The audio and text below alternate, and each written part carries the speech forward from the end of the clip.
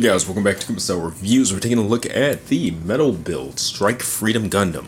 Now this one is the second release of this mold. It's the So Blue version, so different variation on the color as compared to the first release, and this one is also like an event exclusive. So for me, I picked this one up NYCC this year. And I don't remember when it was first released, but taking a look at the accessories just really quick. Comes with the standard metal build style stand. You've got this piece here to help hold up the gun. When it's combined, we'll go over that, as well as two adapters for the figure itself. Now these pieces around the stand, they are actually for his funnels that are attached to his backpack. Pretty cool feature, we'll go over that too. A little bit more in depth when we take a look at the Wings of Light for this character. So of course there's his backpack, a couple of shields, got some blades, well, some beams, and then the beam sabers, and of course his blasters. Got a variety of hands there as well. So pretty standard stuff. Now I will say, in comparison to quite a few metal builds, this one's pretty light on the accessories front, which I prefer, but the MSRP on this guy is pretty darn high in comparison. So this one retailed at NYCC for $270.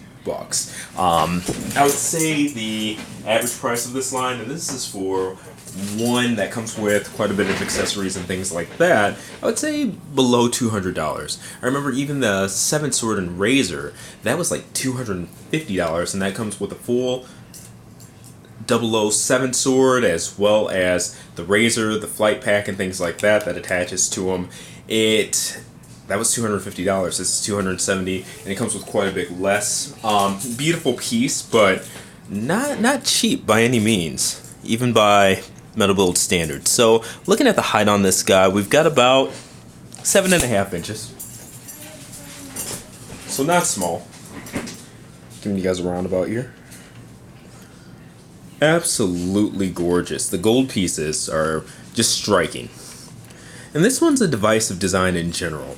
For me, I love the fact that the proportions, you've got like the really tiny midsection, you've got the bigger forearms with the shields added on, forearm gauntlets, thicker thighs, thicker legs, very Super Robot-esque in terms of proportions rather than the standard Gundam, and quite a few people are actually turned off by said proportions. So I get it, if you're more of a real robot fan, more of a pure Gundam fan, it might not be for you, but for me, I'm a Gundam fan, but I'm a Super Robot fan more than anything in that kind of stylization, so this run really kills it. So we're going to go ahead and take a look at the articulation first. I was about to say accessories, but then we'll look at the gimmicks, accessories, etc., and get you guys on your way.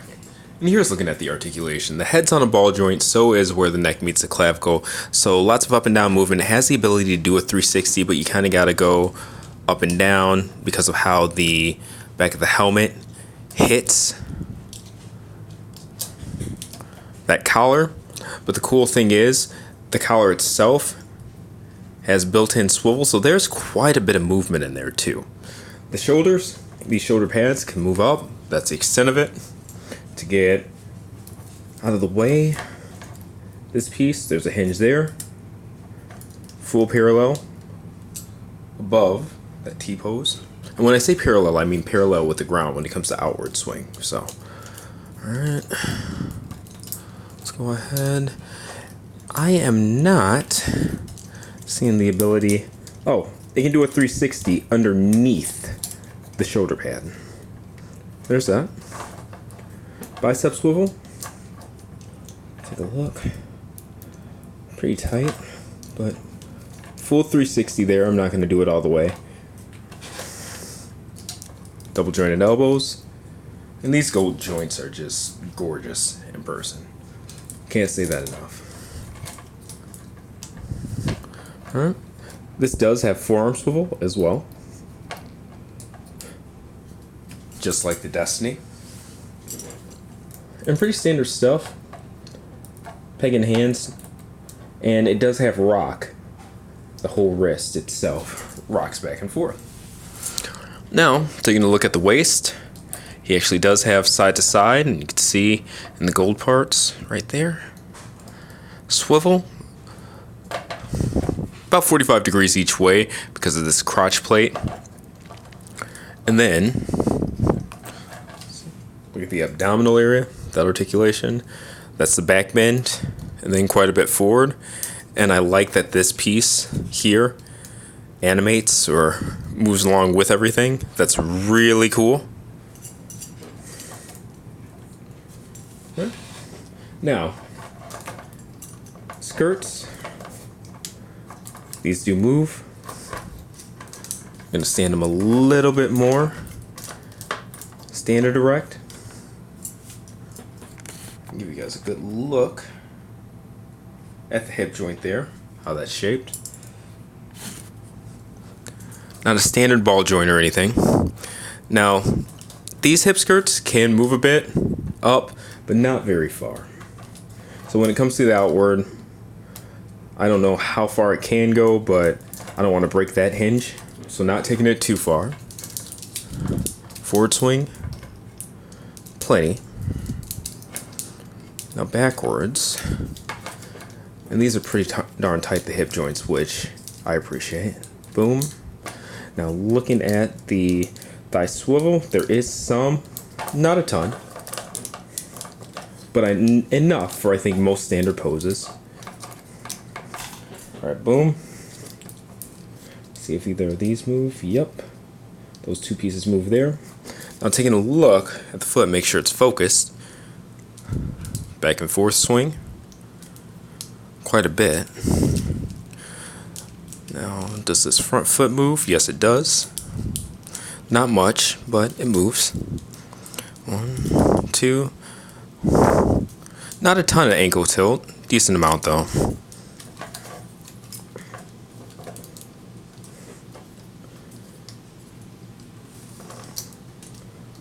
And these crotch pieces here, front hip skirts, can actually move, as you saw there. Right. And that's been the articulation aspect. Let's go ahead and look at the gimmicks, accessories, etc. Okay, so not going to do a lot of posing here. We'll just go for steel shots at the end, but just showing you guys the parts and how everything works. So first off, these beam sabers, zooming in here, they have a deep peg on one side and kind of a faux peg hole on the other. And inside here, there's an actual peg that it pegs into. This has the ability to rotate 360 degrees. Alright. Do the other side as well. Alright, now for these hip skirts themselves, they do become blasters. So, go ahead and split those.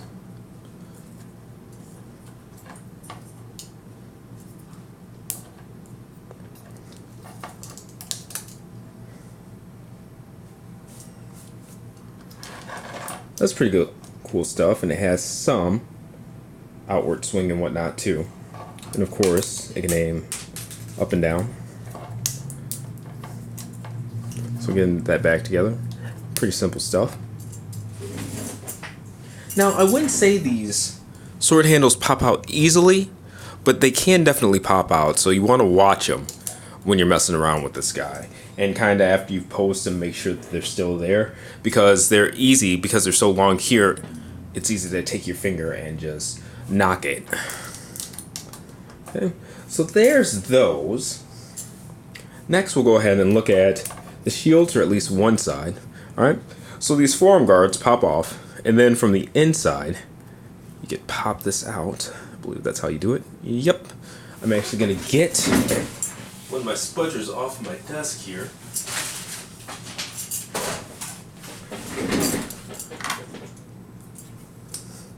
Help me finish doing that.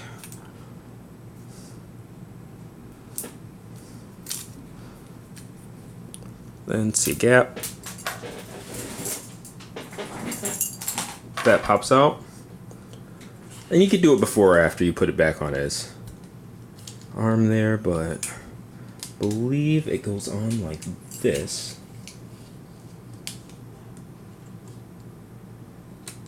Oh, it's actually the other way. So there we go. Then you just peg it back in.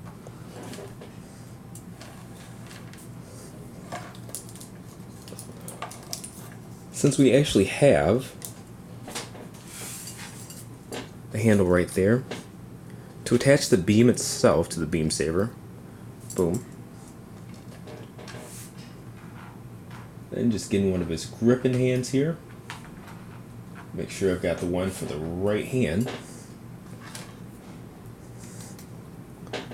Alright. And these are standard metal build style connector points. Just pegging it out.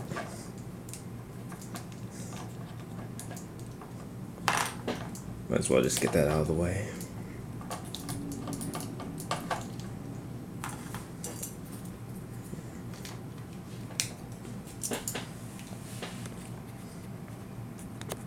Right. So pretty long saber there. Really cool stuff.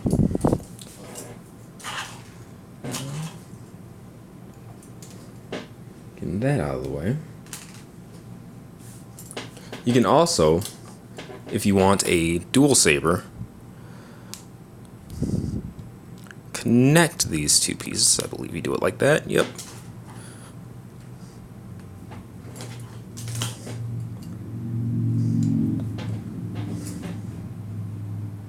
And there's that. So get that back in his hand.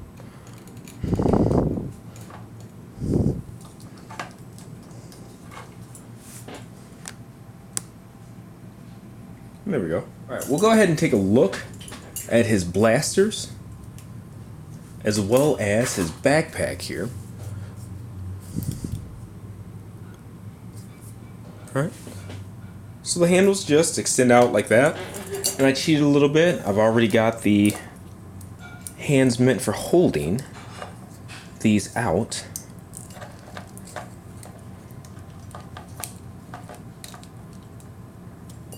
There's one.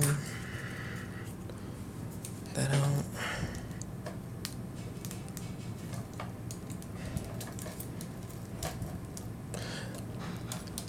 And the fingers are pliable, so you can definitely go ahead and open the hands and whatnot to help fit the guns in. I know I said no posing, but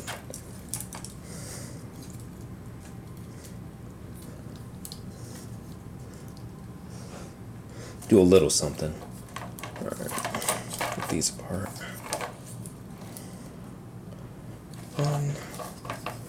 That apart as well.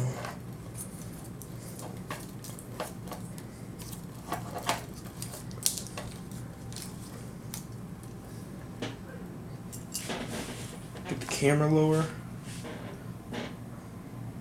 Roll it out. I like how I say no posing and it becomes that, but it's just how it is. Okay. And there they are as dual blasters. Now, just for the sake of showing you, and we'll put it together in a second, the blasters actually combine into one large one. Alright. So, get him out of the way. One. Then one of these goes inwards.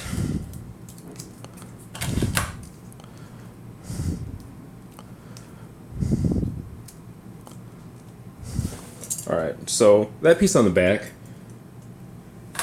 goes out. This whole thing comes down.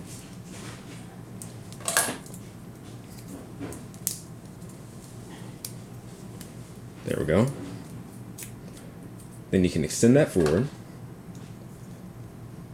Just slide this in. If I can figure out how to freaking do it. There's that.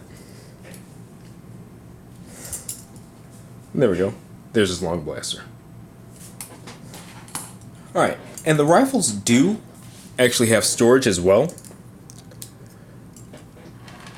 And the way you reveal the storage points, I love how he's all kinds of uneven back here. This is one of the kind of the downsides of having so much articulation. Things can get out of whack really quick. But this all presses down. See that?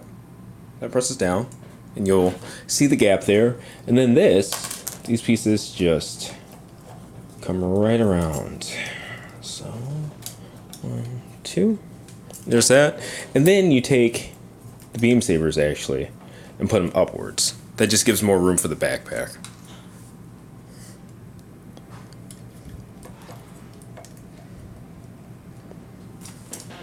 Okay. And then from there, you have 2 new ports, which you can see right there inside the hip. Get these guys re-separated.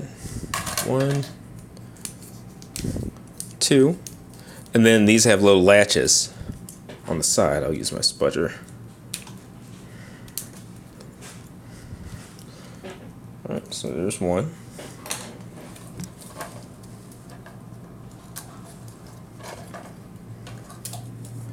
And the reason I have his arms up in a T-pose is so that you guys can see better what's going on in the hip area. 2.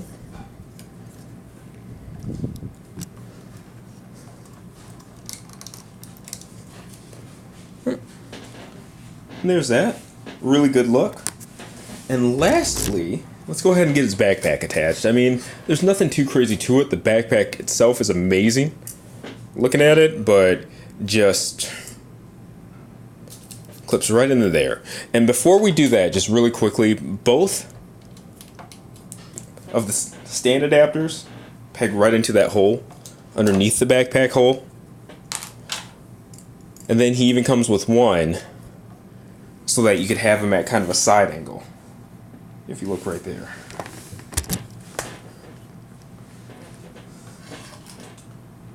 Alright. And we'll actually use that one in the final shot so that you guys can see how it looks.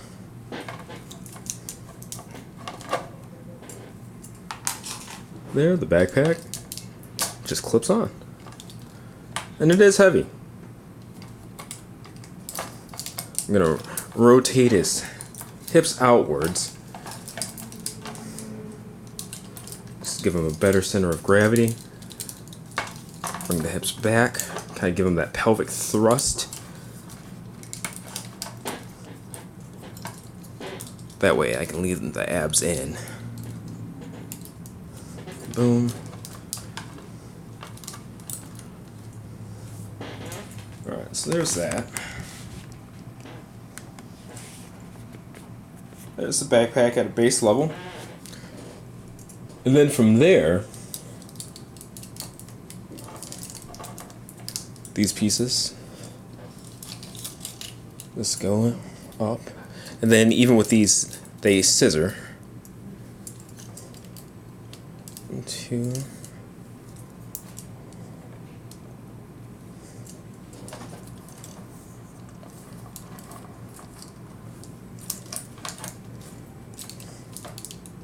This a bit more upwards.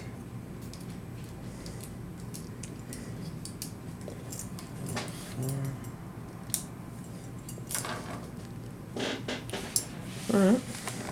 And there is more to the backpack. The wings of light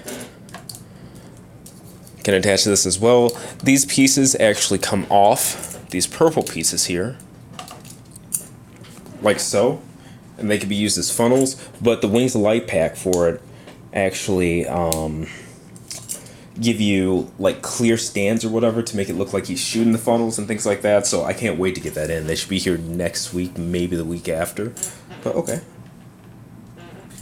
There's the backpack, and that's it for Gimmicks and Accessories. So let's finish this up. Alright, and again, this has been the Bandai Tamashii Metal Build Strike Freedom Gundam. This is a Soul Blue exclusive version, or I should say a VIN exclusive version.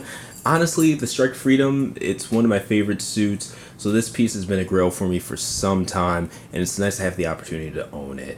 I might go back and get the original, but it's kind of pricey nowadays, so we will see, especially since I like this one so much. No real reason to double dip, but yeah, let me know what you think of this guy in the comments. Stay tuned for the full written article and gallery on kumastyle.com. Link will be in the description. And like I said, let me know what you guys think in this what you guys think in the comments section. Like, share, subscribe. Thank you all for your support, and see you next review.